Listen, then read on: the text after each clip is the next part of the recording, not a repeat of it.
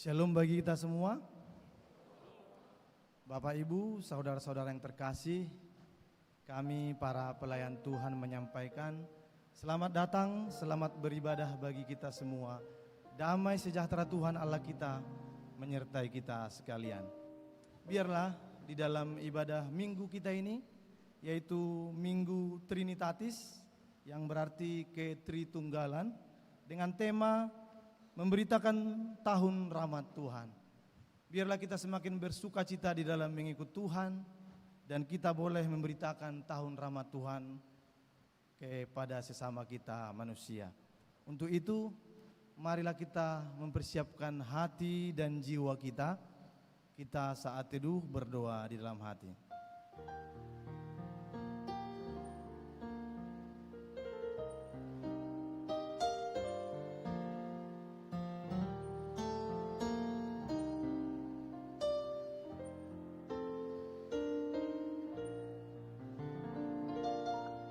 Amin.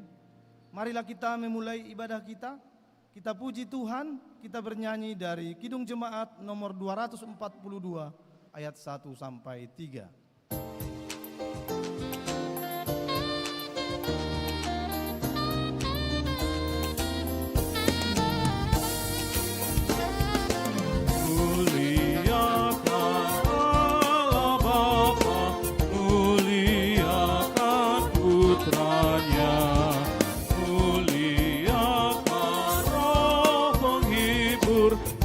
Ketiganya yang esa, haleluya, puji Dia kini dan selamanya. Muliakan Raja Kasih yang menjadi penebus, yang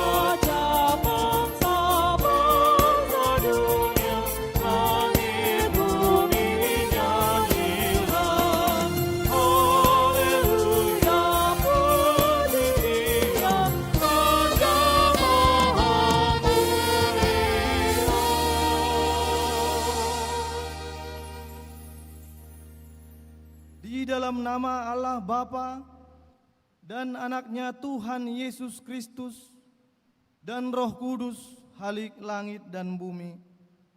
Amin. Aku melihat Tuhan duduk di atas tahta yang tinggi dan menjulang, dan ujung jubahnya memenuhi bait suci. Para serafim berdiri di sebelah atasnya, dan mereka berseru seorang kepada seorang, Kudus, Kudus, kuduslah Tuhan semesta alam, seluruh bumi penuh kemuliaan-Nya. Haleluya. Haleluya. Haleluya.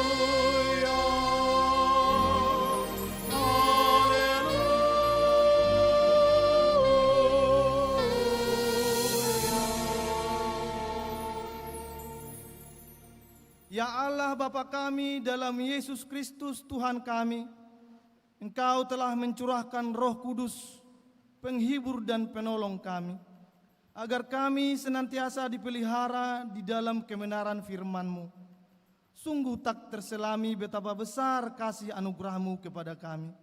Karena itu kami memohon kepada-Mu, ajarlah kami senantiasa dan tuntunlah kami di jalan-Mu yang terang, supaya kami tidak tergelincir ke dalam dosa yang memperhamba kami.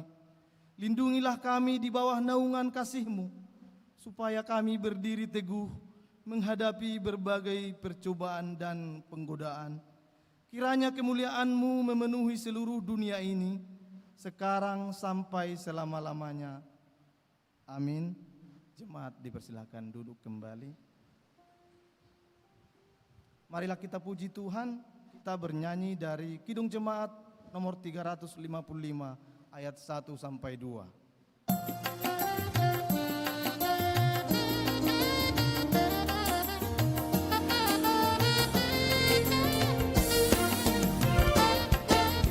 Yesus memanggil, mari segera ikutlah jalan selamat Bapa. Jangan tetap dengar sabdanya, hai marilah segera.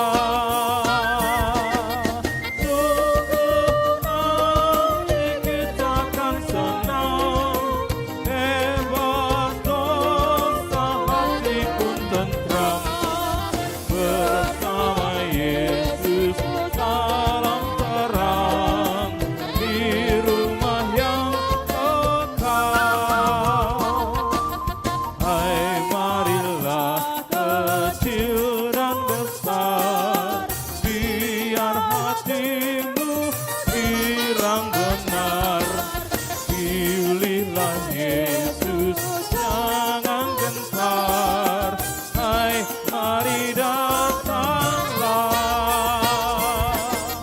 Sungguh nanti kita akan senang, bebas dosa, hati pun tentram.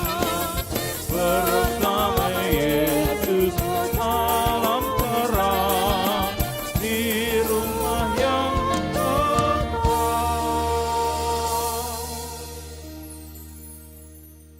Bapak Ibu, saudara-saudara yang terkasih, marilah kita mendengarkan firman Tuhan sebagai epistel atau pendahuluan khotbah pada ibadah kita malam hari ini yang tertulis di dalam Roma 5 ayat yang pertama sampai dengan ayat yang kelima.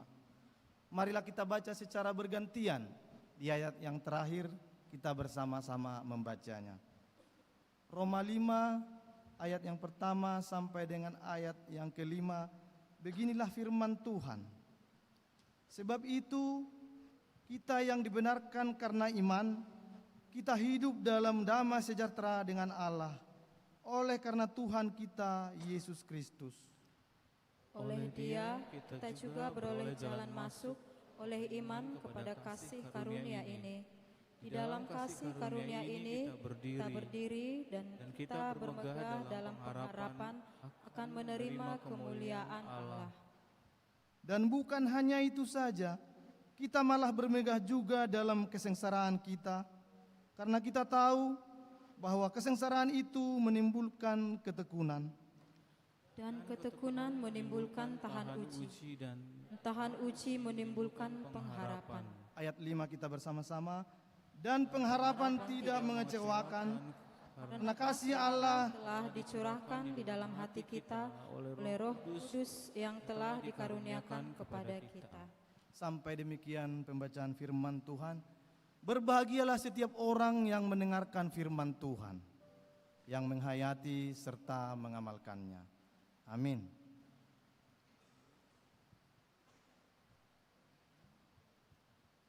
Mari kita kembali puji Tuhan, kita bernyanyi dari pelengkap Kidung Jemaat nomor 37 ayat 1 sampai 2.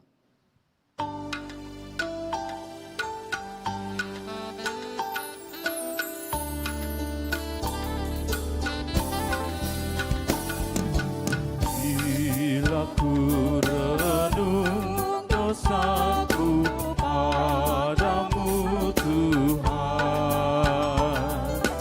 yang berulang ku lakukan di hadapan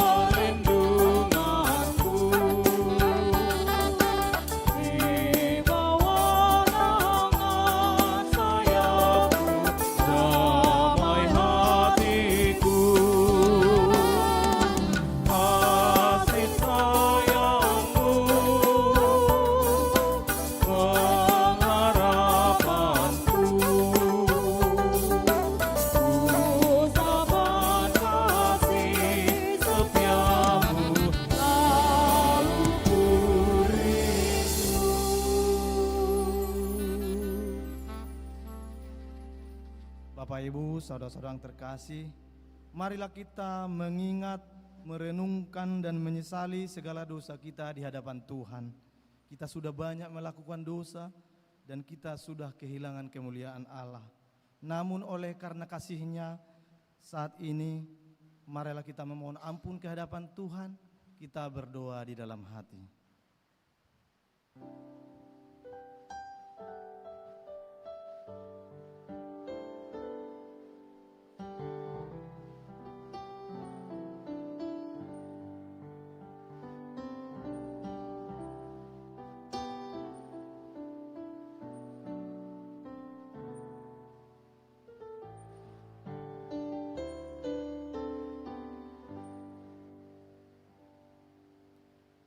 Bapa kami yang Maha Pengasih, kami datang bersembah sujud di hadapan-Mu, mengaku dan menyesali segala dosa dan pelanggaran kami. Kasihanilah kami, ampunilah segala kejahatan dan dosa yang kami perbuat di hadapan-Mu. Demi kasih anak-Mu Tuhan Yesus Kristus, yang telah mengorbankan dirinya untuk menebus kami. Amin. Janji Tuhan tentang pengampunan dosa. Demikianlah firman Tuhan yang mengasihi engkau. Biarpun gunung-gunung beranjak dan bukit-bukit bergoncang, tetapi kasih setiaku tiada akan beranjak daripadamu, dan perjanjian damaku tiada akan tergoncang. Segala kemuliaan bagi Allah di tempat yang maha tinggi. Amin. Jemaat dipersilakan duduk kembali. Marilah kita menyanyikan pujian syukur kita. Kita puji Tuhan dari Kidung Jemaat nomor 362 ayat 2 sampai 3.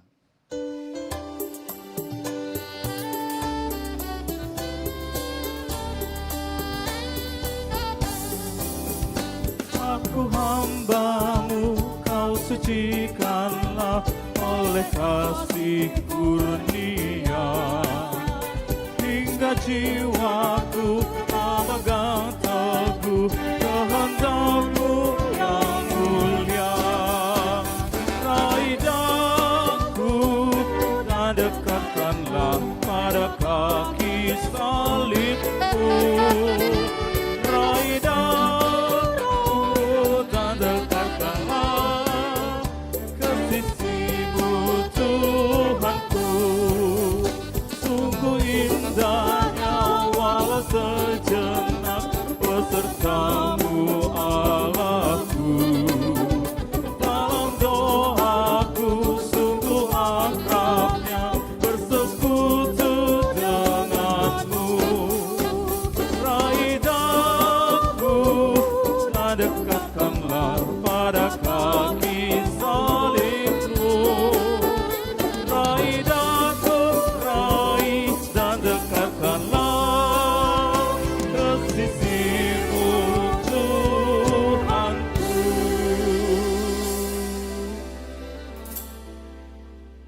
Bapak Ibu, saudara-saudara yang terkasih, marilah kita mendengarkan firman Tuhan sebagai petunjuk hidup baru pada minggu kita hari ini, yang tertulis di dalam Matius 5 ayat 17. Beginilah firman Tuhan. Janganlah kamu menyangka bahwa aku datang untuk menyediakan hukum Taurat atau kitab para nabi. Aku datang bukan untuk menyediakannya, melainkan untuk menggenapinya. Sampai demikian firman Tuhan. Mari kita berdoa memohon kekuatan dari Tuhan. Ya Allah Bapa kami, berilah kami kekuatan untuk melakukan yang sesuai dengan firman-Mu. Amin. Kembali kita menyanyikan pujian syukur kita dari pelengkap Kidung Jemaat nomor 131 ayat 1 dan 3.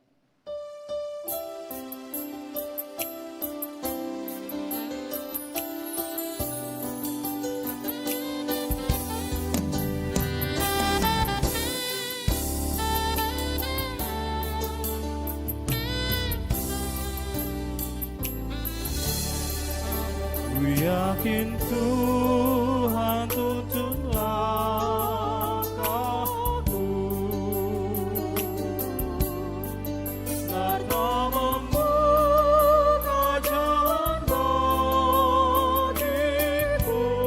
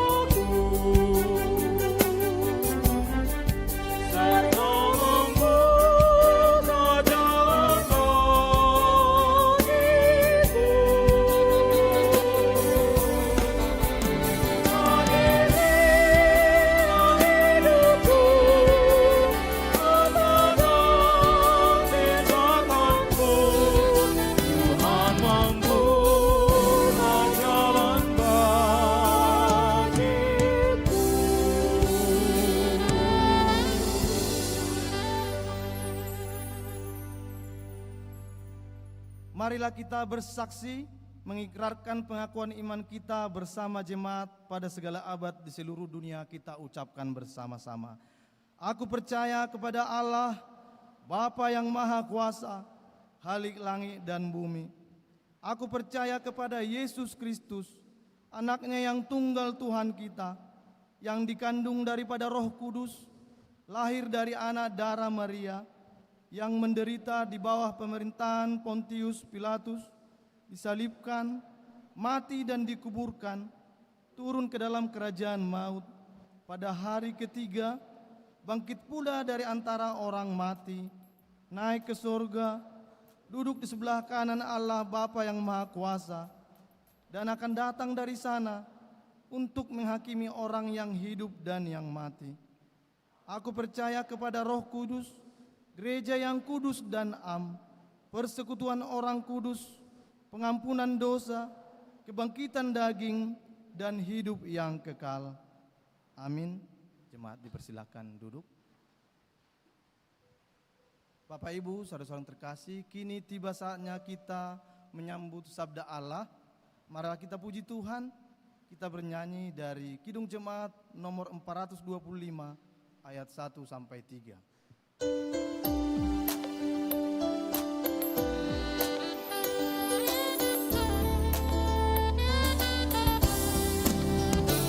Berkumandang suara dari Sobora, kirimlah cahyamu.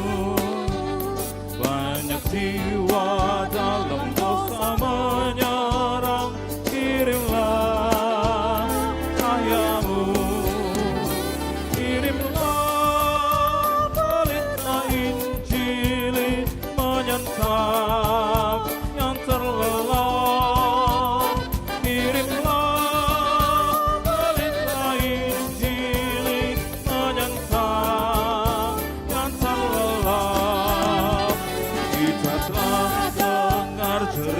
Dari jauh kirimlah cahyamu, bantuanmu berikan janganlah jemu, kirimlah cahyamu, kirimlah pelita Injili menyantap yang terlelap, kirimlah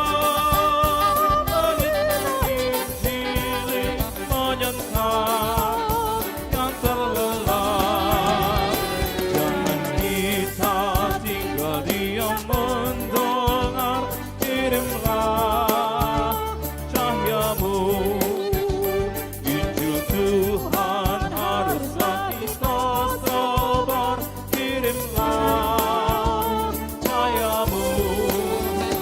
Kirimlah pelita Injili menyantap yang terlelap, kirimlah pelita Injili menyantap yang terlelap.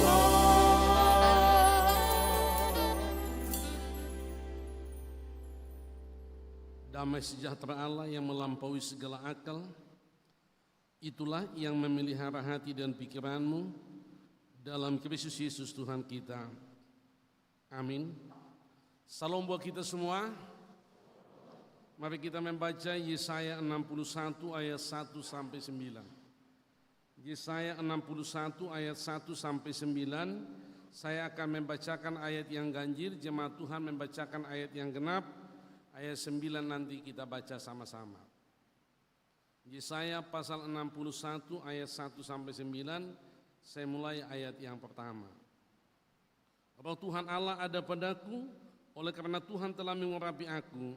Ia telah mengutus aku untuk menyampaikan kabar baik kepada orang-orang sengsara dan merawat orang-orang yang remuk hati, untuk memberitakan pembebasan kepada orang-orang tawanan dan kepada orang-orang yang terkurung kelepasan dari penjara.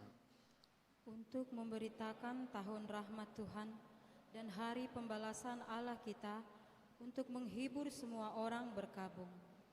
Untuk mengaruniakan kepada mereka perhiasan kepala ganti abu, minyak untuk pesta kain kabung, nyanyian puji-pujian ganti semarak yang pudar, supaya orang menyebutkan mereka pohon terbanting kebenaran, tanaman Tuhan, untuk memperlihatkan keagungannya. Mereka akan membangun reruntuhan yang sudah berabad-abad dan akan mendirikan kembali tempat-tempat yang sejak dahulu menjadi sunyi. Mereka akan membaharui kota-kota yang runtuh, tempat-tempat yang telah turun-temurun menjadi sunyi. Orang-orang luar akan melayani kamu sebagai gembala kambing dombamu, dan orang-orang asing akan bekerja bagimu sebagai petani dan tukang kebun anggurmu. Tetapi kamu akan disebut imam Tuhan dan akan dinamai pelayan Allah kita. Kamu akan menikmati kekayaan bangsa-bangsa dan akan memegahkan diri dengan segala harta benda mereka. Sebagai ganti bahwa kamu mendapat malu 2 kali lipat, dan sebagai ganti noda dan luda yang menjadi bagianmu, kamu akan mendapat warisan 2 kali lipat di negerimu, dan sukacita abadi akan menjadi kepunyaanmu. Sebab aku Tuhan mencintai hukum dan membenci perampasan dan kecurangan. Aku akan memberi upahmu dengan tepat dan akan mengikat perjanjian abadi dengan kamu. Sama-sama. Keturunanmu akan terkenal di antara bangsa-bangsa dan anak cucumu di tengah-tengah suku-suku bangsa, sehingga semua orang yang melihat mereka akan mengakui bahwa mereka adalah keturunan yang diberkati Tuhan. Sampai sedemikian jauh tema kita hari ini memberitakan tahun rahmat Tuhan. Apa itu tahun rahmat Tuhan? Tahun rahmat Tuhan adalah tahun kesukaan Tuhan, tahun kemurahan Tuhan, di mana Tuhan menunjukkan kemurahannya kepada umat Israel yang sedang dalam kondisi sedang diperbudak di Babel. Kalau di ayat 1 dikatakan di situ mereka betul-betul hidup penuh dengan kesuraman, ditawan, tertekan, menderita, dan menghadapi kesukaran yang lain. Jadi tahun rahmat Tuhan itu adalah tahun kemurahan di mana Tuhan menunjukkan kemurahannya mau membebaskan umat Israel yang sedang ada di dalam tawanan di Babel. Dan Tuhan menunjukkan kemurahannya dengan cara Tuhan tersendiri. Kalau di Mesir dulu Tuhan utus Nabi Musa, tapi di Babel Tuhan sendiri yang bertindak mengubah hati pemimpin di Babel, Raja Kores, sehingga hatinya berubah lalu mengizinkan mereka pulang tanpa ada yang memandu mereka. Bapak Ibu saudara yang saya kasihi di dalam Tuhan Yesus Kristus. Jadi tahun rahmat Tuhan ini bagi bangsa Israel tahun pembebasan dan disamakan dengan tahun Yobel, Bapak Ibu saudara. Tahun di mana Tuhan menjawab keluh kesah mereka, tahun di mana Tuhan mau menolong mereka, tahun di mana Tuhan mengubah kekhawatiran, tekanan demi tekanan, akhirnya tumbuh satu pengharapan. Ada kasih sayang Tuhan menimbulkan perlindungan, kasih sayang Tuhan menimbulkan pengharapan, kasih sayang Tuhan menimbulkan masa depan mereka indah di hadapan Tuhan. Bapak Ibu saudara yang saya kasihi, itu sebabnya tahun rahmat Tuhan itu harus diberitakan supaya mereka melihat, merasakan dan menikmati kebaikan-kebaikan Tuhan. Dan Bapak Ibu saudara, mengapa tahun rahmat Tuhan itu harus diberitakan? Alasan yang pertama, karena tahun rahmat Tuhan adalah tahun pembebasan. Membebaskan umatnya dari perbudakan. Itu bagi di Babel dulu. Tapi bagi kita orang Kristen sekarang, membebaskan umat yang sedang diperbudak oleh dosa, terikat oleh dosa, dikuasai oleh dosa. Dalam ayat 1 kita baca kembali, mari kita sama-sama membaca ayat 1. 1, 2, iya. Bahwa Tuhan Allah ada padaku, oleh karena Tuhan telah mengurapi aku, Ia telah mengutus aku untuk menyampaikan kabar baik kepada orang-orang sengsara dan merawat orang-orang yang remuk hati, untuk memberitakan pembebasan kepada orang-orang tawanan dan kepada orang-orang yang terkurung kelepasan dari penjara. Perhatikan di situ istilah beberapa poin. Kepada orang sengsara, kepada orang yang remuk hatinya, kepada orang-orang tawanan, kepada orang yang terkurung dari kelepasan. Dulu di Sydney ada satu tulisan yang besar. Dia tulis begini, segala sesuatu dapat diperbaiki di sini. Ditulis besar-besar, tapi ditulis di bawahnya kecil, kecuali hati yang hancur. Hati yang hancur hanya bisa diperbaiki oleh siapa? Oleh Tuhan sendiri. Bapak Ibu Saudara yang saya kasihi di dalam Tuhan Yesus Kristus. Bangsa yang sedang gundah gulana ini mendapat pembebasan dari Tuhan. Bangsa yang sedang mengalami kesulitan ini mendapat pertolongan dari Tuhan. Bangsa yang sedang tertawan ini mendapat pemulihan dari Tuhan. Oleh karena itu kita tidak perlu putus asa ketika ada masalah, ada persoalan, ada kesulitan, ada tantangan yang kita hadapi. Tapi mari kita datang kepada Tuhan, sebab Tuhan baik kepada kita. Matius 11 ayat 28 mengatakan, marilah kepadaku semua yang letih lesu dan berbeban berat. Aku akan memberikan kelegaan kepadamu. Pikulah yang kupasang, belajarlah padaku, karena aku lemah lembut dan rendah hati. Jiwamu akan mendapat ketenangan. Kita akan mendapat ketenangan kalau kita datang kepada Tuhan. Jangan putus asa.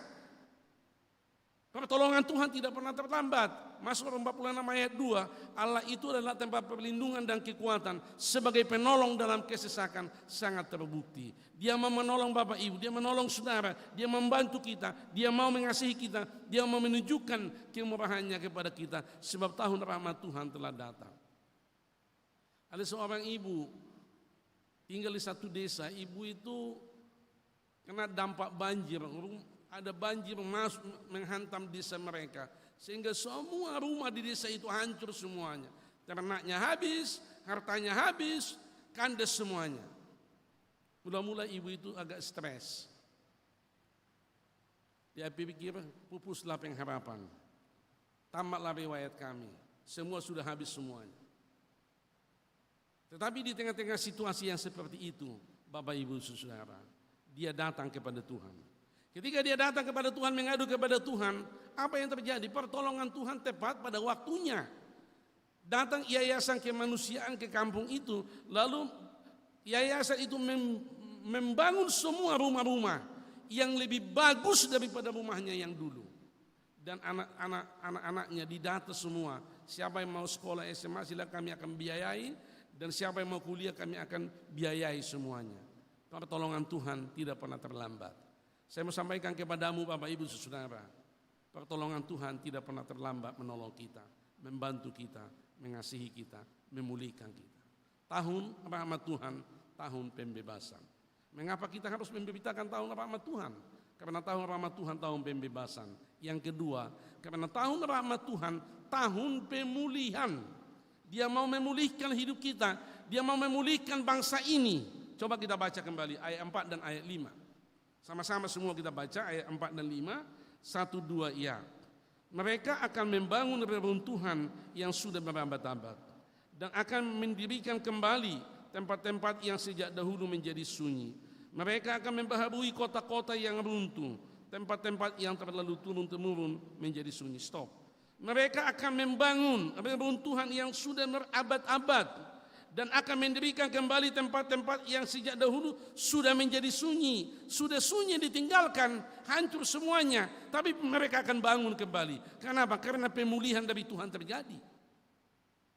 Pemulihan dari Tuhan akan memberkati, menolong mereka.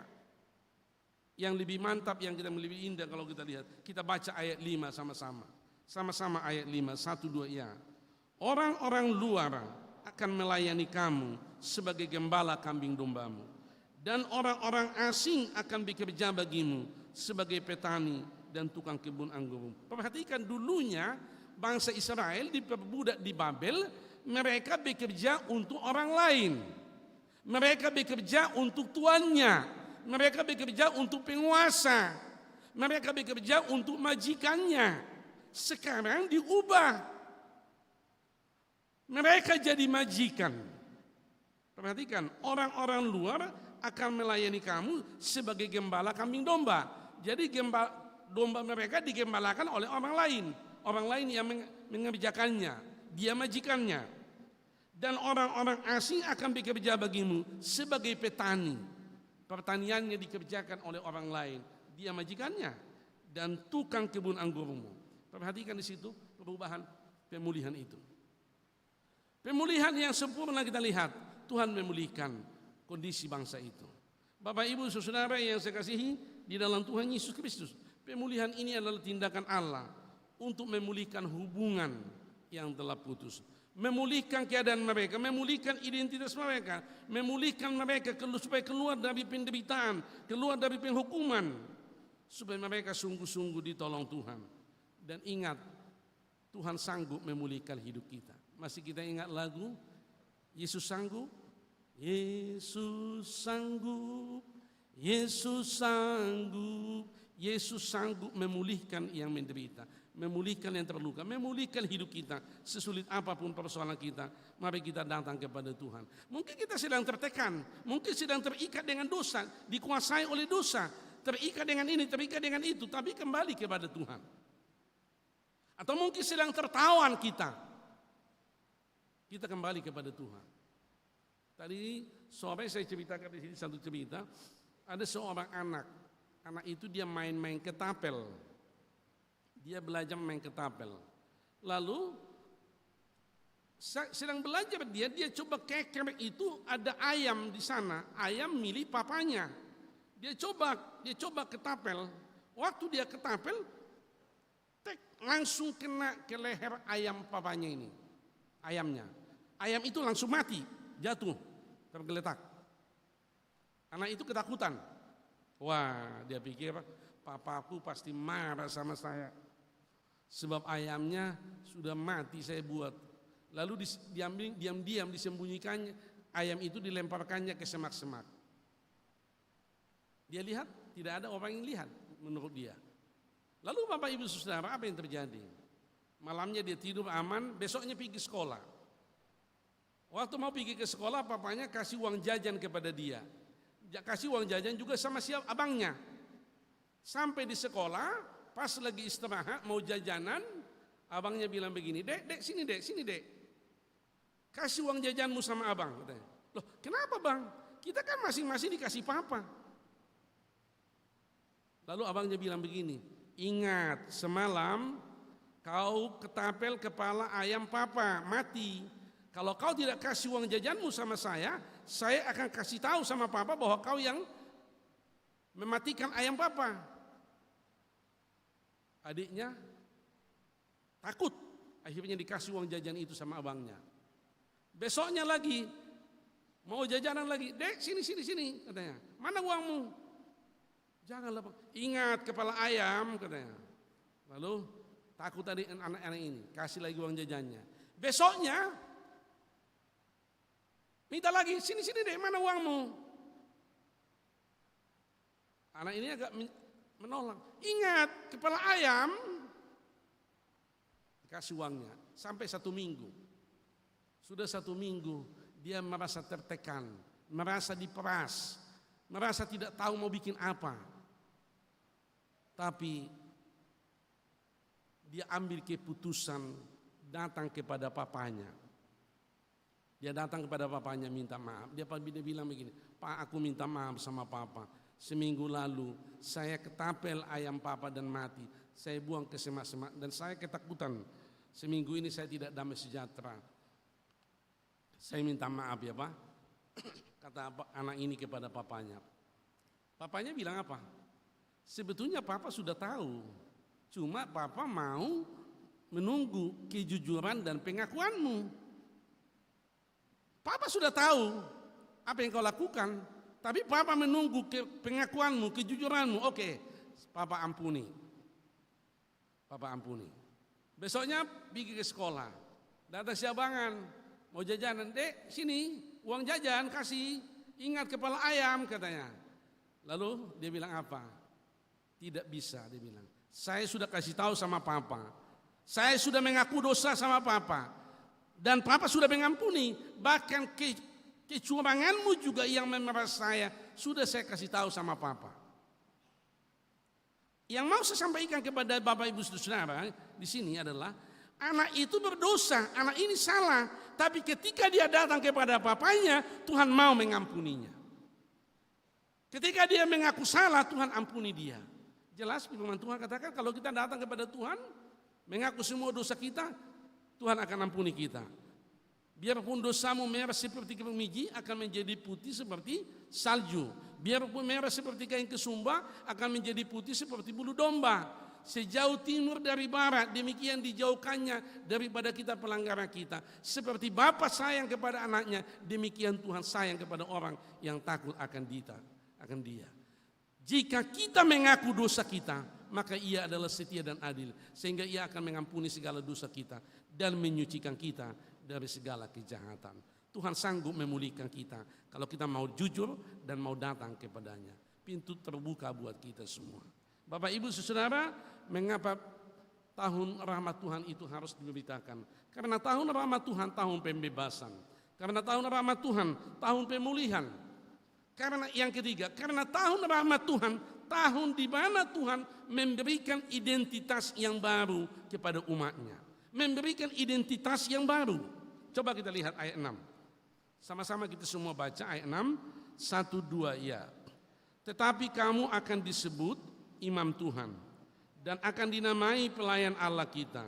Kamu akan menikmati kekayaan bangsa-bangsa dan akan memegahkan diri dengan segala harta benda mereka. Perhatikan di situ, tetapi kamu akan disebut imam Tuhan. Dulunya budak di Babel. Sekarang diangkat jadi imam. Bagaimana supaya imam? Dia harus, identitasnya harus jelas sebagai anak Tuhan. 1 Petrus 2 ayat 9 dikatakan, tetapi kamulah bangsa yang terpilih, imamat yang rajani. Kita menjadi imam Tuhan kalau kita sudah menjadi anak Tuhan. Kalau tidak anak Tuhan gak mungkin bisa jadi imam. Identitasnya harus jelas sebagai anak Tuhan. Dulu saya sering khotbah di mahasiswa. Kalau perkenalan sering ya, namanya ini statusnya apa? Statusnya anak Tuhan. Semua status anak, nggak ada orang yang mengatakan anak iblis atau anse, anak setan, nggak ada itu. Semua anak Tuhan. Tapi betulkah anak Tuhan? Nah, ini yang perlu dicek kembali. Identitasnya harus jelas sebagai anak Tuhan. Bagaimana supaya identitas kita jelas sebagai anak Tuhan? Ada di Yohanes 1 ayat 12. Yohanes 1 ayat 12 mengatakan, tetapi semua orang yang menerimanya berbesar, menerima Yesus, diberinya kuasa menjadi anak-anak Allah, yaitu mereka yang percaya dalam namanya. Sekali lagi Yohanes 1 ayat 12. Tetapi semua orang yang menerima Yesus, diberinya kuasa menjadi anak-anak Allah, yaitu mereka yang percaya dalam namanya. Jadi menerima dan percaya, status kita jadi anak Tuhan. Kalau statusnya sudah anak Tuhan, identitasnya jelas anak Tuhan, pasti mendapat bagian dalam kerajaan sorga. Ada seorang pendeta tinggal di salah satu komplek di Jawa. Di komplek itu hanya dia orang Kristen. Dan yang lain agama yang lain. Dan tapi dia bergaul juga dengan orang di situ. Kalau ada kemalangan dia datang. Pada suatu hari ada seorang bapak meninggal. Yang meninggal ini salah satu tokoh dari agama lain. Lalu banyak setelah 1 jam 2 jam banyak yang berdatangan. Lalu pendeta itu pun datang ke situ. Waktu dia datang ke situ, setelah 2 jam tiba-tiba yang meninggal ini katanya duduk. Berarti dia tidak meninggal sungguh, mungkin dia mati suri. Ya, duduk dia. Langsung dia ngomong, kitab kehidupan dia bilang, kitab kehidupan. Semua orang bingung, apa kitab kehidupan? Apa kitab kehidupan? Lalu tokoh-tokoh di situ bertanya, dia ngomong apa? Kitab kehidupan, apa kitab kehidupan? Dia tanya semua yang ada di ruangan itu, apa kitab kehidupan? Semua diam, tidak ada yang tahu. Tapi di pendeta itu tunjuk tangan. Pak pendeta, apa itu kitab kehidupan? Tahu Pak pendeta? Tahu, dia bilang. Di Alkitab kami ada tertulis kitab kehidupan. Di Wahyu pasal 20 ayat 15, dia katakan di sana apa? Dan setiap orang yang tidak ditemukan namanya tertulis dalam kitab kehidupan akan dilemparkan ke dalam lautan api. Wahyu 20 ayat 15. Artinya setiap orang yang tidak tertulis namanya dalam kitab kehidupan itu akan masuk neraka.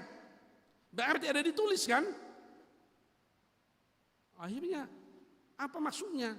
yang tidak tertulis, ya harus tertulis supaya masuk surga. Itu menurut Alkitab dia bilang. Sebab kalau tidak tertulis ya tidak bisa. Bagaimana supaya tertulis? Identitasnya harus jelas katanya. Sebagai apa? Sebagai anak Tuhan. Bagaimana caranya?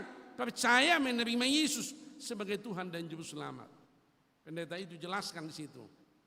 Akhirnya yang mati suri tadi jadi percaya kepada Tuhan Yesus. Banyak yang percaya kepada Yesus. Identitasnya jelas. Kalau kita nanti buka Kidung Jemaat 278, di situ ada lagu mengatakan begini. Bila nama dibacakan, bila nama dibacakan, bila nama dibacakan, pada saat itu aku pun serta. Perhatikan, bila nama dibacakan berarti nama kita sudah tertulis. Apakah tertulis di dalam kita kehidupan? Bagaimana supaya tertulis? Identitasnya harus jelas. Sebagai anak Tuhan, bagaimana supaya anak Tuhan harus percaya menerima Yesus. Dengan demikian kita diangkat menjadi imam bagi Allah, pelayan Tuhan. Bapak, Ibu, saudara-saudara yang saya kasihi di dalam Tuhan Yesus Kristus. Mengapa kita harus memberitakan tahun rahmat Tuhan? Karena tahun rahmat Tuhan itu tahun pembebasan, tahun pemulihan, tahun di mana Tuhan memberikan identitas yang baru kepada kita sebagai imam, sebagai anak Allah dengan cara percaya kepada Yesus, menerima Yesus sebagai Tuhan dan Juru Selamat. Dan yang terakhir, yang keempat, karena tahun rahmat Tuhan akan memberikan sukacita abadi kepada kita. Kita lihat semua ayat 7. Sama-sama kita baca ayat yang ke-7. 1, 2, ya. Sebagai ganti bahwa kamu mendapat malu 2 kali lipat, dan sebagai ganti noda dan ludah yang menjadi bagianmu, kamu akan mendapat warisan 2 kali lipat di negerimu, dan sukacita abadi akan menjadi kepunyaanmu. Sukacita abadi menjadi kepunyaanmu. Dulunya kamu dipermalukan, dulunya kamu diludahi, dulunya kamu dianggap tidak berguna. Tapi ingat, dikatakan di sini, kamu akan mendapat warisan 2 kali lipat di negerimu, dan sukacita abadi menjadi kepunyaanmu. Tuhan sanggup mengubah masa lalu yang kelam menjadi masa depan yang penuh harapan. Tuhan sanggup mengubah masa lalu yang kelam menjadi masa depan yang penuh harapan. Yeremia 29 ayat 11 mengatakan, sebab aku ini mengetahui rancangan-rancangan apa yang ada padaku mengenai kamu, yaitu rancangan damai sejahtera, bukan rancangan kecelakaan, untuk memberikan kepadamu hari depan yang penuh harapan. Ayat 9 dikatakan, keturunanmu akan terkenal di antara bangsa-bangsa, dan anak cucumu di tengah suku-suku bangsa, sehingga semua orang akan melihat mereka, akan mengakui bahwa mereka adalah keturunan yang diberkati. Keturunan kita akan diberkati Tuhan. Bapak, Ibu, saudara yang saya kasihi dalam Tuhan Yesus Kristus. Mazmur 37 ayat 25 mengatakan, dahulu aku muda, sekarang telah menjadi tua, tetapi tidak pernah kulihat orang benar ditinggalkan atau anak cucunya meminta-minta roti.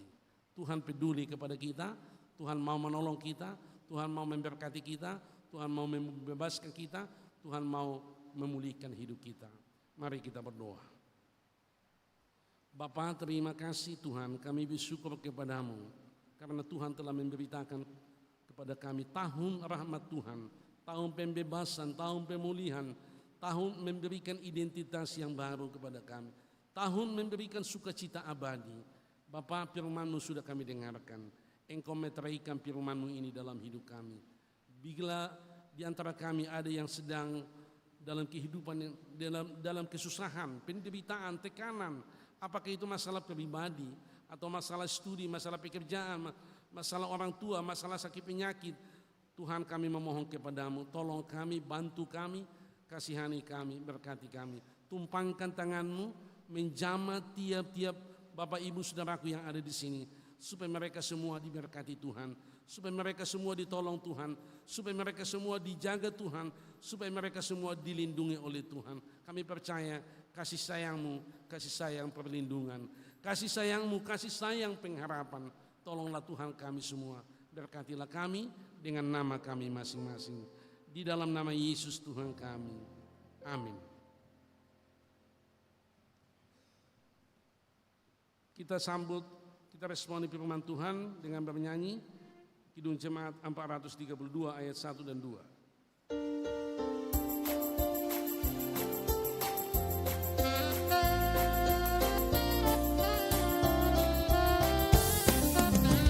Jika padaku ditanyakan apa akan ku beritakan pada dunia yang penuh penderitaan, kan ku sampaikan kabar baik pada orang-orang miskin, pembebasan bagi orang yang beriman, yang buta dapat penglihatan, yang tertindas dibebaskan. Sungguh tahun rahmat Tuhan sudah tiba, kerajaan Allah penuh kurnia, itu berita bagi isi dunia. Jika padaku ditanyakan apa akan ku sampaikan pada dunia yang penuh dengan cobaan, aku bersaksi dengan kata tapi juga dengan karya, menyampaikan kasih Allah yang sejati. Telah tersedia bagi kita pengampunan dan anugerah, keselamatan dalam Kristus puteranya. Kerajaan Allah penuh kurnia, itu berita bagi isi dunia. Ayat firman Tuhan yang mendasari kita untuk memberikan persembahan dari Mazmur 119 ayat 108. Kiranya persembahan sukarela yang berupa puji-pujian berkenan kepadamu ya Tuhan, dan ajarlah hukum-hukum-Mu kepadaku.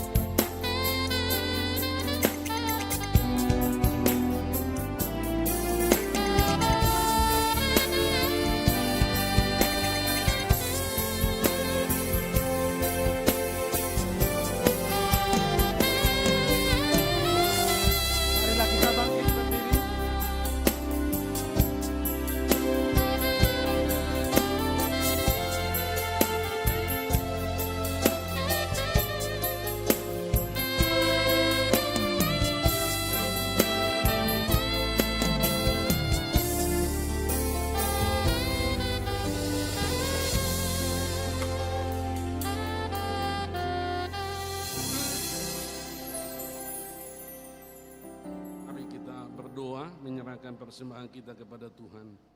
Ya Allah Bapa kami yang ada di surga, kami mengaku dengan setulus hati, Engkaulah sumber segala berkat dan karunia dalam hidup kami. Di sini kami mempersembahkan korban syukur kami kepadamu. Terimalah persembahan umat-Mu dan berkatilah menjadi alat kesaksian, persekutuan dan pelayanan jemaat-Mu ini. Jadikanlah hidup kami persembahan yang berkenan kepadamu, dan pakailah hidup kami untuk turut menghadirkan tanda-tanda kerajaan-Mu, kasih, keadilan, damai sejahtera dan sukacita. Bukalah hati kami oleh Roh-Mu yang kudus, agar kami senantiasa mengucap syukur kepadamu, di dalam nama Yesus Kristus Tuhan kami. Amin. Bawa persembahanmu dalam rumah Tuhan dengan rela hatimu, janganlah jemu. Bawa persembahanmu, bawa dengan senang. Bawa persembahanmu, tanda sukacitamu.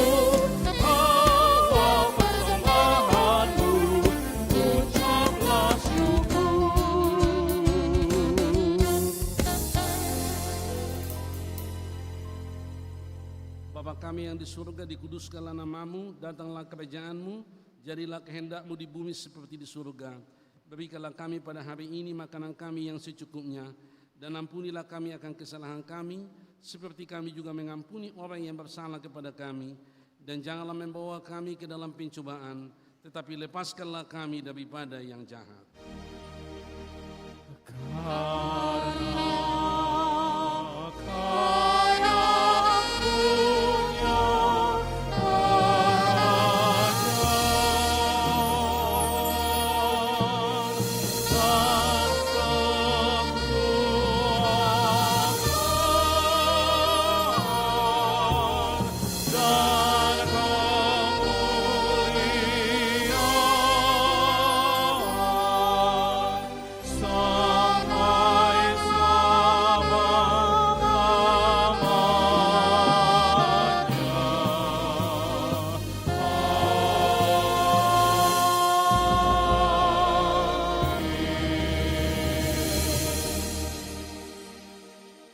Jemaat pulanglah dengan damai sejahtera dan terimalah berkat Tuhan.